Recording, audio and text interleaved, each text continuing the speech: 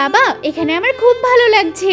হ্যাঁ আজকের আবহাওয়াটাও খুব ভালো। যদি ওইরকম আমাদের একটা গাড়ি থাকতো আমরাও উঠতে পারতাম। দেখ দেখ গরিবগুলো আমাদের দিকে কিরকম দেখছে। মা চলো না ওদের কাছে একবার বিয়ে বলি, যদি আমাকে গাড়িতে উঠিয়ে নেয় খুব মজা হবে। ভাই আমার মেয়েটা আপনার গাড়িতে উঠতে চাইছে, ওকে একটু উঠিয়ে নিন না। কিরে বাবু গাড়িতে উঠাবো? হ্যাঁ বাবা উঠিয়ে নাও। চল মনা তোকে উঠাবে বলেছে। যা ভাগ এখান থেকে, গরিব কোথাকার, বললেই উঠতে চলে এসেছে। আরে বাবু তুই এরকমটা কেন করলি? দেখ মন খারাপ করে তো চলে যাচ্ছে। আরে বাবা যেতে দাও, তুই মন খারাপ করিস না মনা। আমাদের এই আছে না খড়ের চালের উপর উঠে তুই যখন লাফাবি তোর খুব ভালো লাগবে। বাবা বাবা আমি ওদের খড়ের চালে উঠবো।